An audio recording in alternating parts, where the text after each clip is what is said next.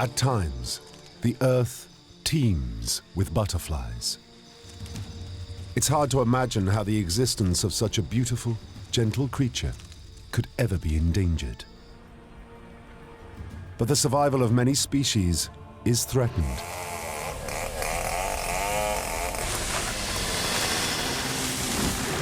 Logging and intensive farming are destroying their natural habitats. Some species are on the brink of extinction. We are losing habitat. Is why our species are disappearing and why we're struggling to figure out what our future on this planet is going to be. There's another, different threat to the largest, rarest, and most spectacular species. Obsessive collectors. There are some species that stand out as being the worst to have based on the laws that protect them. And there are some individuals who just have to have them because they're the worst to have. Commercial trade in these endangered butterflies is banned, but demand from unscrupulous collectors generates a worldwide black market worth $200 million a year to smugglers.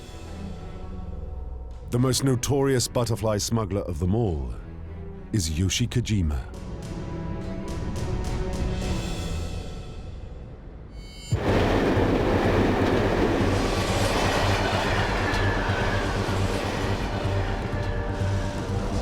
Based in Japan, in his 20-year career, Kojima has developed a network of butterfly hunters working for him on every continent.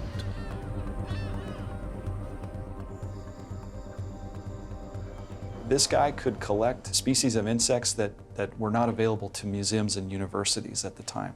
So he truly had a global network of collectors and suppliers that he could call on to get butterflies and other insects that other people just can't get. Kojima becomes the go-to guy for the rarest specimens from anywhere in the world. In Corsica, his hunters target Papilio hospiton, the Corsican swallowtail. Sale price, $1,000 each. It's highly endangered, but that doesn't stop Kojima.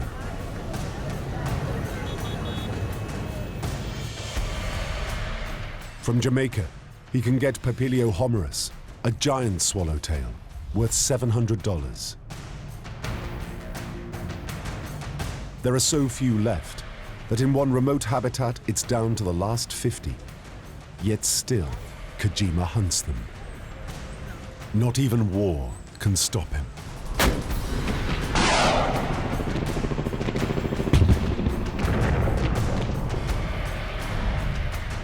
The mountains of Afghanistan and Tajikistan are the last refuge of Parnassus autocrator. Price tag, $1,000. Kojima pays locals a tenth of that to guarantee his supply. I found price lists and letters from people from all over the world who served as his suppliers.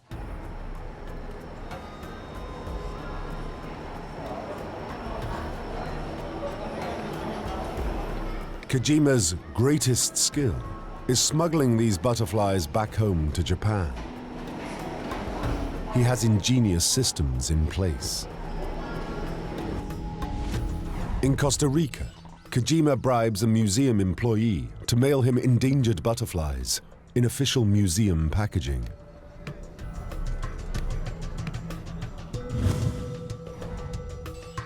Papua New Guinea supplies Kojima with the world's largest butterfly, the Queen Alexandra's Birdwing.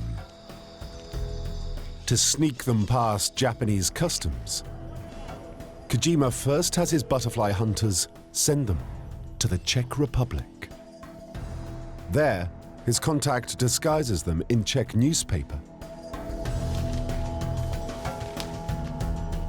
and writes the Latin name of a common giant moth on the box. When the package arrives in Japan, no one has any idea it's an illegal shipment. This guy was known as the world's most wanted butterfly smuggler. He was known as being clever, as being boastful, arrogant, and literally bragging to people. But then, Kojima targets butterflies in America. There he makes a powerful enemy, the US Fish and Wildlife Service.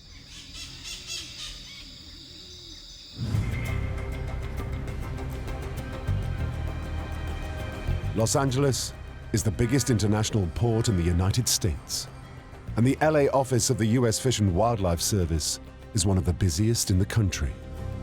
Investigating and prosecuting wildlife crimes in Los Angeles is almost like trying to take a sip of water out of a fire hose. The LA beat is in the front line of wildlife law enforcement. Wildlife trade worldwide is anywhere from a $19 to $23 billion illegal business. It ranks there up with drug trafficking, arms trafficking, and human trafficking. We see sea turtle meat coming up from Mexico. We see Russian caviar coming in from Eastern Europe. And we also see tigers, tiger skins coming in from Asia. So you get all types of cases. In 2003, the Kojima file lands on the desk of rookie agent Ed Newcomer. It's his first real case.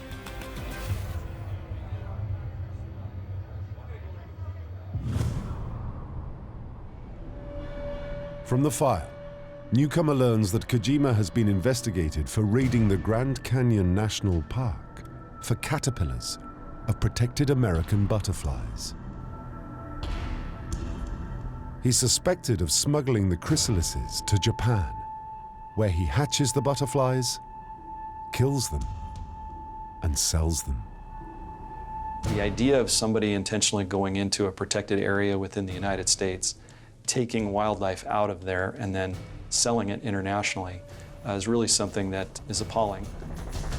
Kojima seems too wily and too careful to get caught. Kojima had been on our radar before. There had been an investigation where he was one of the ones that got away, so to speak. But now, Fish and Wildlife have a new lead. Information that Kojima is back and will be trading at the LA annual bug fair.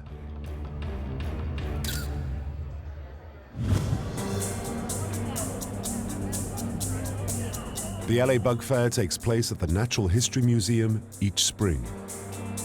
Stall holders sell weird and wonderful insects and butterflies, all legal specimens.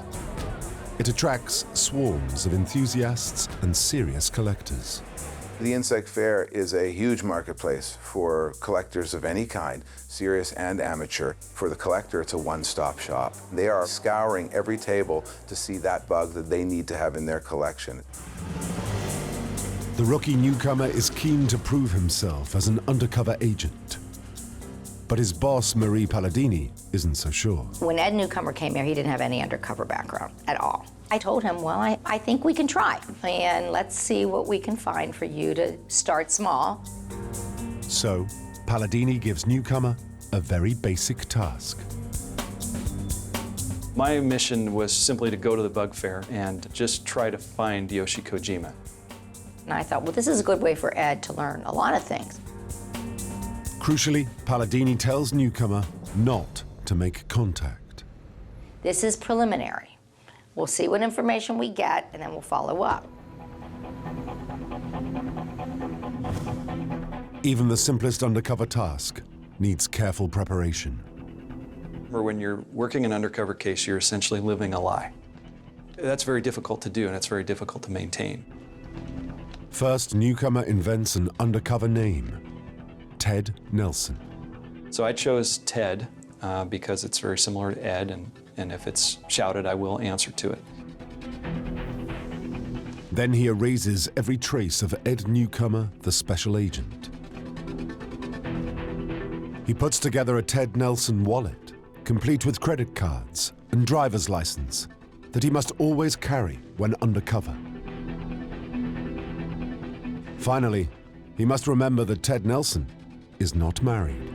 Just to protect my personal life and my wife, I never wore my wedding ring when I went undercover. As he heads out to the LA Bug Fair, Palladini reminds Newcomer not to approach Kojima. Don't push it, because we don't really want you to meet him yet.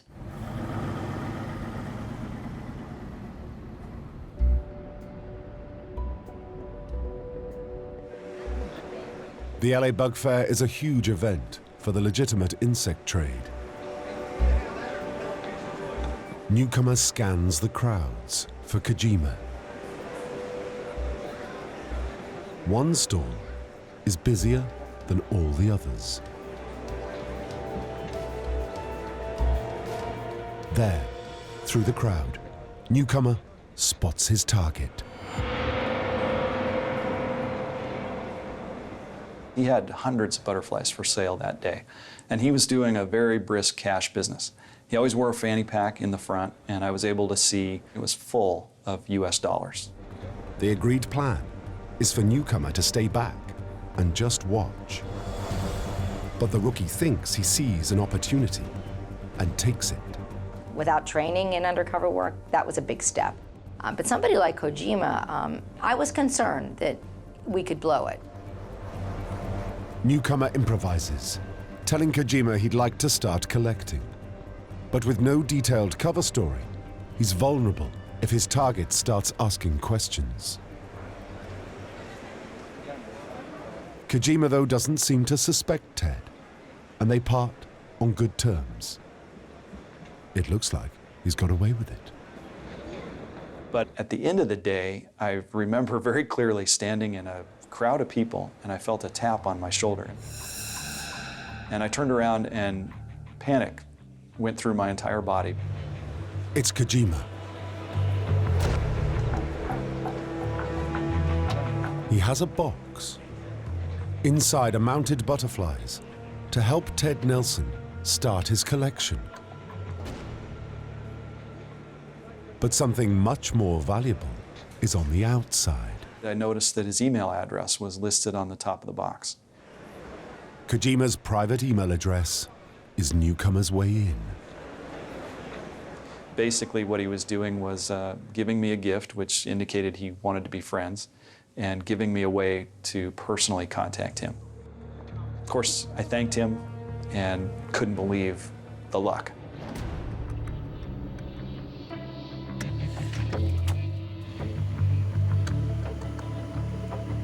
Newcomer reports to his boss what he did and how Kojima reacted. Although he deviated from the planned operation, Palladini decides he should keep going.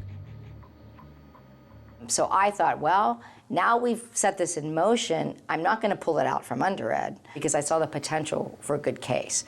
I wasn't the best rule follower all the time either when it came to catching bad guys. I thought, well, we'll figure it out. Newcomer, the rookie, is now at the center of a major investigation.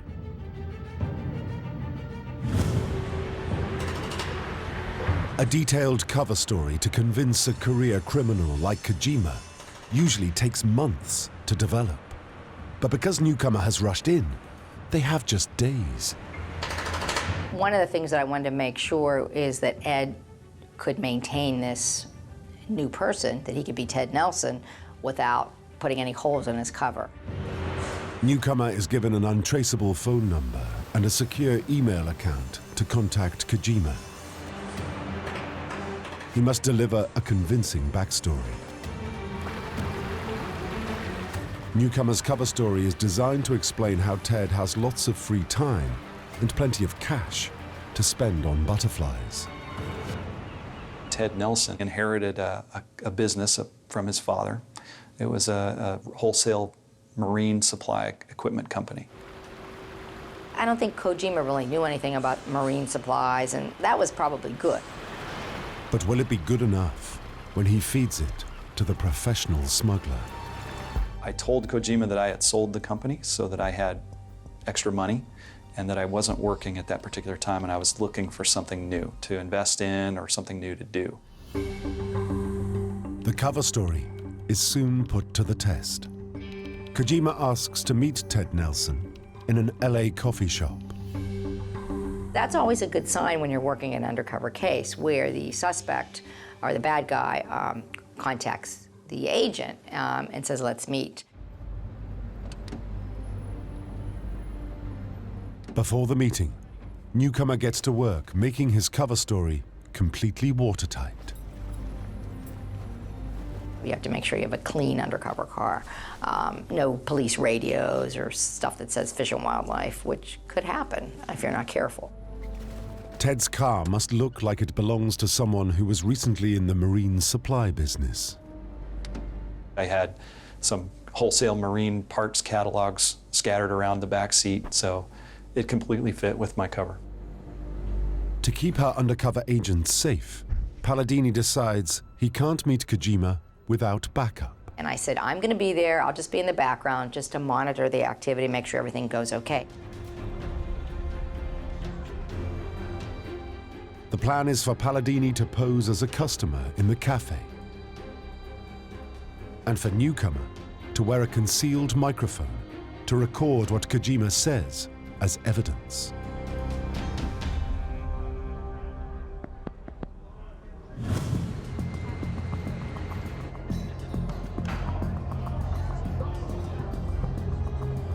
The cafe was a big enough place that I could sit at a distance but still watch Kojima and Ed. And I wanted to look at Kojima, but I didn't want to stare at him. You know, when you meet undercover with people, particularly for the first time, it's always good to have what we call a cover agent somewhere nearby.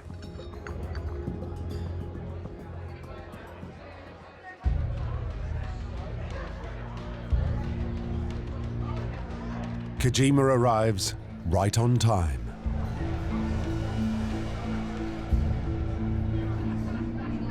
He seems glad to see his new friend, Ted Nelson. Soon Kojima reveals why he was so keen to meet Ted. He has a plan. He invites Ted to go into business with him, selling protected butterflies on eBay. His plan was that we would start selling very common butterflies on eBay. He would send them to me from Japan. I would post them on eBay, sell them. I'd do the shipping from the States to the customers, and then we'd split the money 50-50. The agents hear Kojima openly make a criminal proposition. He flat out told me that the protected butterflies we would ultimately sell on eBay would be illegal. Agent Newcomer sees the eBay business offer as an ideal opportunity to gather damning evidence against Kojima. He didn't really have any reason to trust me to that level, but of course I was ecstatic.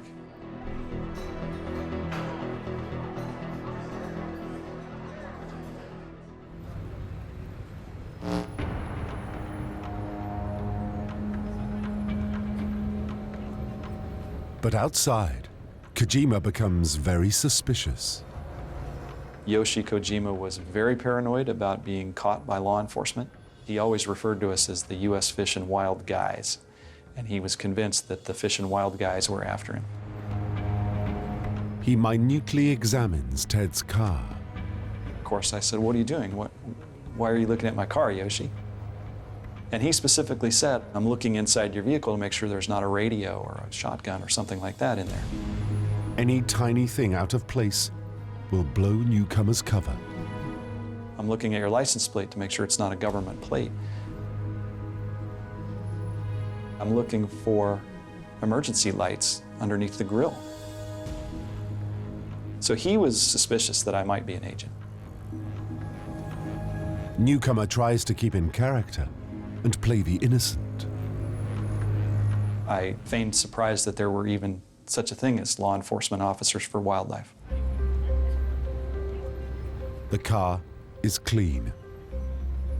The cover story holds up, and their business partnership is on.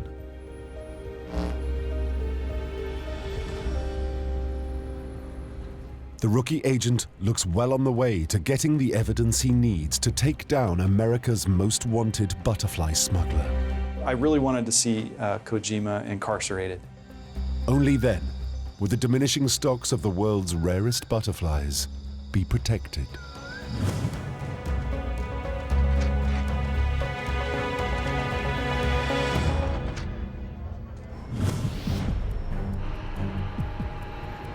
Kojima now activates his illegal supply network, scouring the earth for valuable endangered butterflies. In just a few weeks, he flits from Costa Rica to Madagascar to Papua New Guinea to meet with his poachers. Day or night, Kojima phones Ted to update him on progress. But this leads to a problem the rookie hasn't thought of. His secure phone line is in his office, so he's not available 24/7. It's a bad mistake. And he wasn't happy with my excuse. He'd get angry with me and he wouldn't talk to me for 3 or 4 days or a week or more. Kojima becomes suspicious. If Ted is really a rich man of leisure, why isn't he available to answer his calls? And why doesn't he have a cell phone? I always described him like a junior high school boyfriend or girlfriend. The type of person where if you fail to call one night, they won't talk to you for 3 weeks. And that's kind of the way Kojima was. The situation deteriorates. So at some point, we reached an impasse where I was ready to go with the eBay, but he wasn't sending me any butterflies. With no butterflies, Newcomer has no evidence to convict Kojima. I was stumped a little bit on how to break this impasse.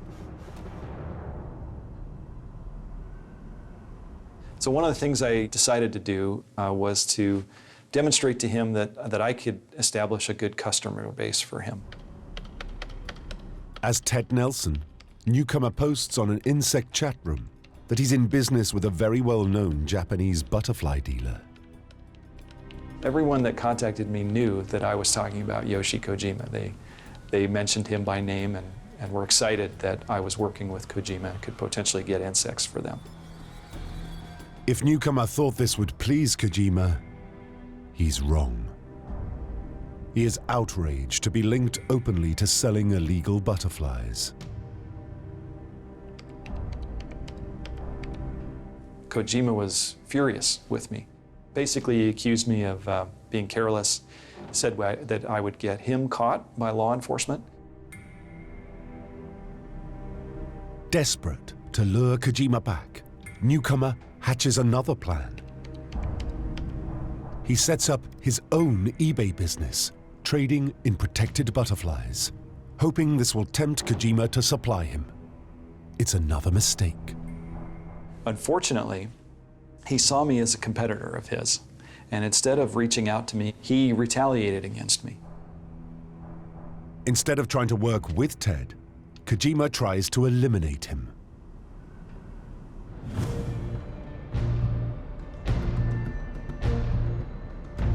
He reports him to the authorities.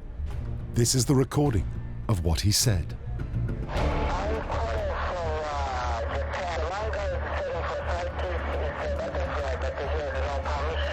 When I heard that recording, I knew immediately that it was Yoshi Kojima who had made the call and turned me in.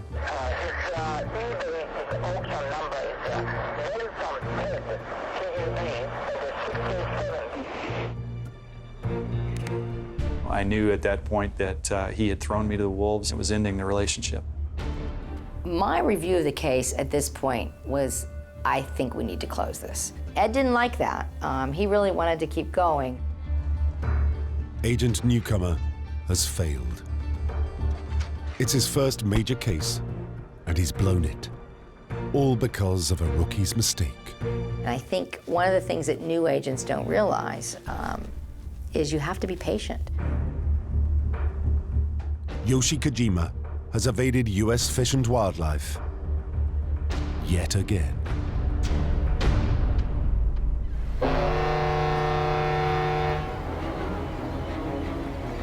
For the next 2 years, Newcomer throws himself into case after case, learning his trade.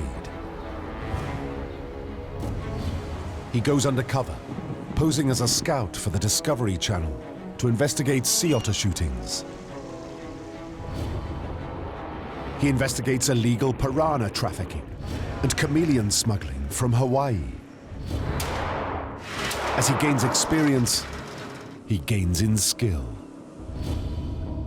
He could dig a little deeper into the investigation and find out what's going on in this person's brain and their actions and really get into the intent of the bad guy. Newcomer infiltrates a pigeon club whose members trap and poison protected birds of prey. He works alone, without backup, and convicts 7 club members. Over 2 years, the rookie develops into a seasoned undercover operative. He really became an agent that a lot of agents look up to and say, gee, I wish I could work undercover cases like that. Then out of the blue, US Fish and Wildlife gets startling news. Kojima is back. I thought, oh no, here we go.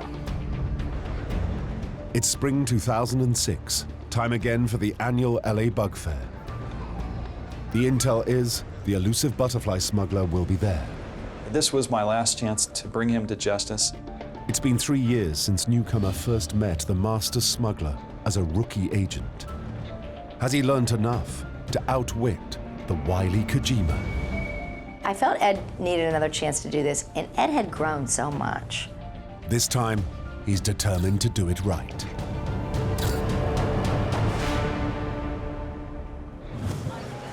At the bug fair, he must somehow rebuild his broken friendship with the world's most wanted butterfly smuggler. I was going to try to engineer an accidental encounter between me and Kojima and just completely play it by ear and see what happened. It's a long shot. Newcomer has no idea how Kojima might react. He looked very afraid when I first ran into him. He knew he'd turned me into law enforcement, and yet here I was not in jail. I think he was afraid that I knew he had turned me in. This time, Newcomer has his cover story well prepared. I told him that somebody had turned me into the Fish and Wild guys, but that I'd followed his advice and didn't keep any material in my house. And I told him if it wasn't for him, I'd be in jail. Newcomer's flattery works. He immediately trusted me again because he thought I was now a criminal just like him. That was a really pivotal point in the case, showing Ed's growth and development and how to outsmart the bad guy. Kojima resurrects their plan to go into business together. As before, he heads to Japan to source rare butterflies for Ted to sell on eBay. But this creates a complication. Agent Newcomer was in the United States, and Kojima was in Japan. There was no ability to meet face-to-face and to conduct a video surveillance. Newcomer needs video evidence to show in court if he's to convict Kojima. But they are thousands of miles apart. Then he gets a lucky break. This time round, it's the butterfly trafficker who makes a big mistake. He suggests they keep in touch via Skype. Skype was fairly new. I didn't know a whole lot about it, but I did know it was a instantaneous voice-over internet protocol that allowed me to see and hear him instantly. At home, Agent Newcomer rigs a camera to record their Skype calls. If he can get Kojima to talk, he can gather all the evidence he needs. It is a tailor-made way to obtain admissions and very incriminating evidence against a person. When Kojima reached out to Agent Newcomer by Skype, that essentially put the noose around his own neck.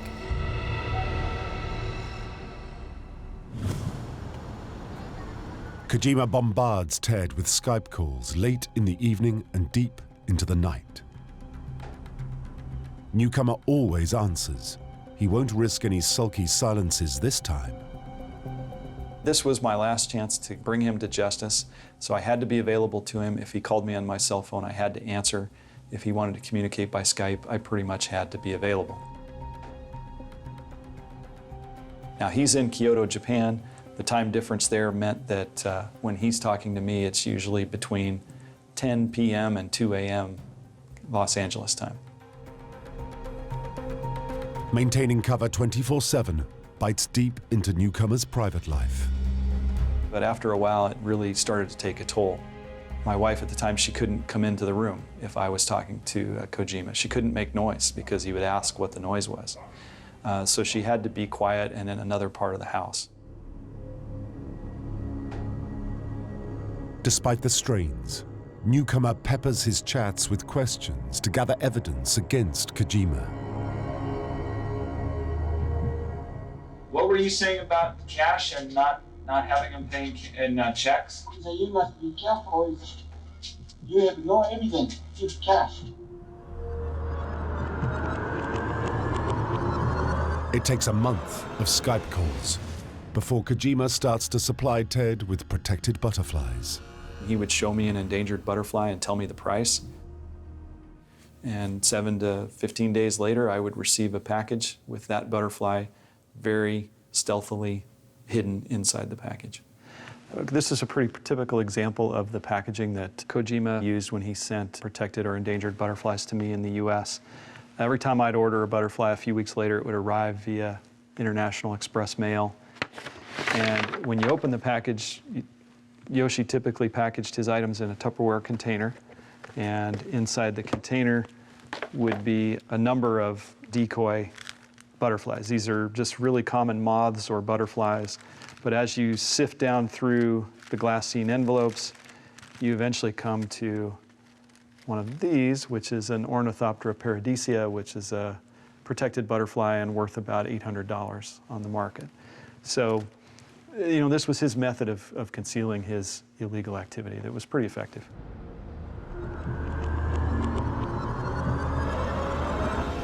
Month after month, as their relationship grows, Newcomer learns just how massive Kojima's criminal operation is.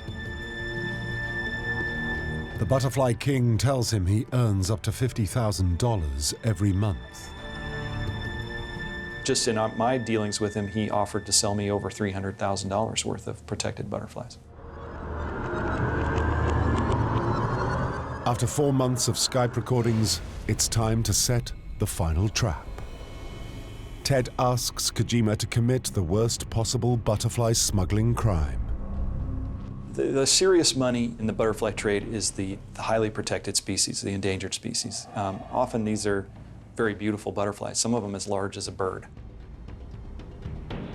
He tells Kojima that a good client wants to order the world's 3 most endangered butterflies. To gather them all together is a dream for unscrupulous collectors. This is kind of a unique opportunity even for me. I've seen them all, but I have never had them all together sort of in one case like this. And even I, generally when I hold insects, realize, as long as they're careful, I am actually petrified of dropping this at the moment. So the one up here in the top left-hand corner, this is Papilio chique. This is found in the Philippine Islands. The one to its right, that's Jamaica swallowtail. And these 2 down here are members of actually the same species. This is the girl, this is the boy of the Queen Alexandra birdwing. In Papua New Guinea, the Queen Alexandra's birdwing survives in just 7 small patches of ancient rainforest, cut off by vast oil palm plantations. Amazingly, Kojima claims he can supply this rare, spectacular species from his private stock. The special knockdown price to Ted is $8,000. Collectors pay much more. I wouldn't even consider selling these to somebody even if I could. But if you were going to sell them, I think to someone who really needs to have them, you could get into the tens of thousands of dollars here. Kojima is perhaps the only smuggler in the world whose global network can actually fulfill Ted's extraordinary order. But always cautious, he is wary of supplying the illegal butterflies. For Newcomer, it's make or break. If Kojima gets suspicious, the case will fold. Newcomer has to allay Kojima's fears. Everybody knows you're the #1 smuggler. That's true. Eventually, Ted does persuade Kojima to send the Queen Alexandra's Birdwings.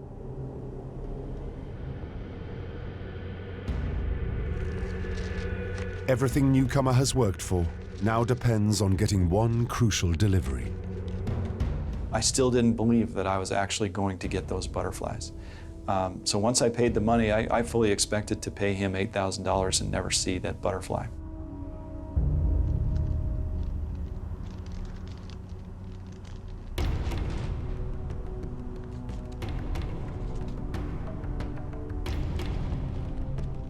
I was shocked when I opened the package, and hidden among, a few hundred very common butterflies were this male and female pair of extremely rare endangered Ornithoptera alexandrias.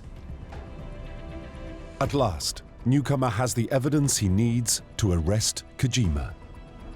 But there's one remaining problem. Kojima is in Japan. It's great to have all the evidence in the world, to have an airtight case. But if you don't have a body to prosecute, at the end of the day, you really have nothing. As long as Kojima stays in Japan, he's safe. One of the most difficult parts of this investigation was going to be luring Kojima into the United States. How can Newcomer get Kojima to overcome his fear of the Fish and Wild guys and come to the US? Running over the Skype conversations, something becomes very clear to him. In the course of my Skype conversations with Kojima, it became apparent to me at some point that he had a sexual attraction to me. He would ask me sometimes to take my shirt off, show him parts of my body. Of course, I always declined and laughed it off and made it kind of a joke between the two of us. But this is no joke. So Newcomer decides to exploit a proven technique used for centuries: the honey trap. He hopes that Yoshi Kojima might be tempted to come to America because he is in love with Ted Nelson. The question is just how strong his attraction to Ted is. One night, it becomes very clear. He asked me if I could show him my beautiful thing. Can I see your beautiful thing? Yeah, I can sleep tonight. Newcomer makes his play. I immediately capitalized on his infatuation with me, and I told him not until he comes to Los Angeles. Kojima can't resist. When Agent Newcomer called me to tell me that Kojima was on a plane, that he had left Japan and that he was due to land in Los Angeles, I couldn't believe it. I was ecstatic because I realized we were going to get our guy.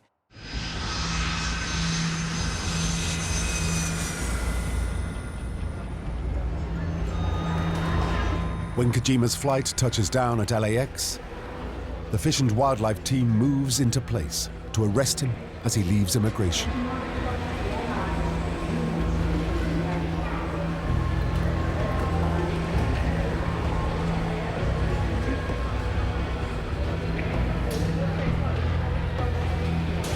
Newcomer hangs back. He doesn't want to reveal his true identity.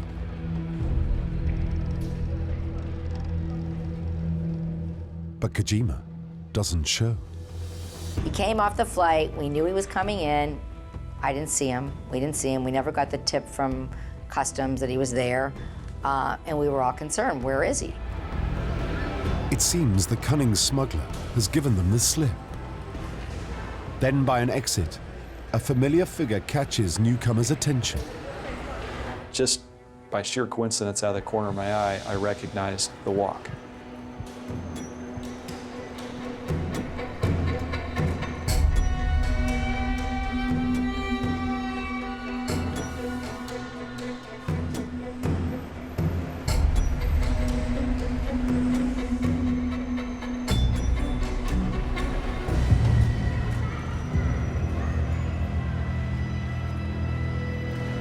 Kojima is intercepted almost at the exit.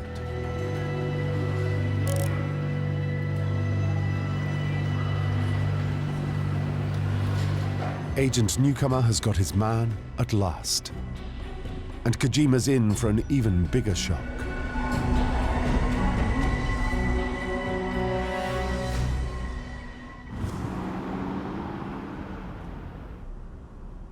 Next day, federal wildlife agent Ed Newcomer goes to confront the world's most wanted butterfly trafficker.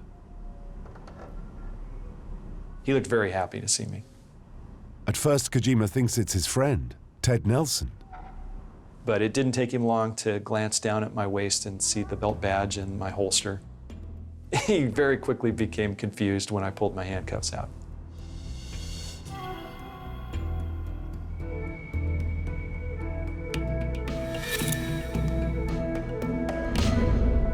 Gradually, the awful truth dawns on Yoshi Kojima.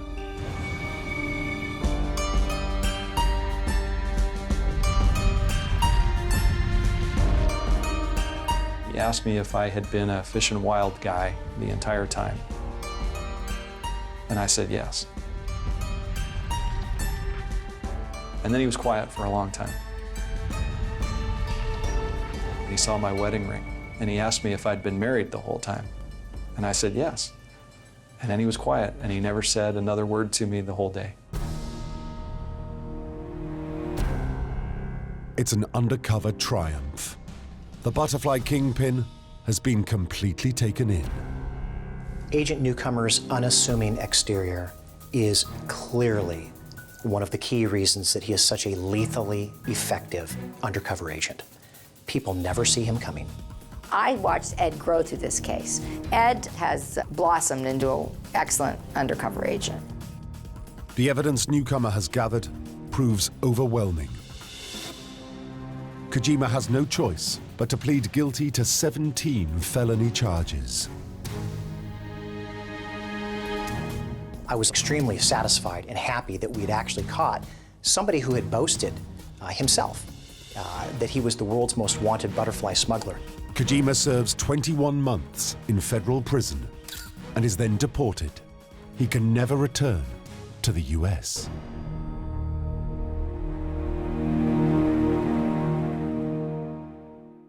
And anytime you can put a wildlife smuggler in jail, it feels great. So it did.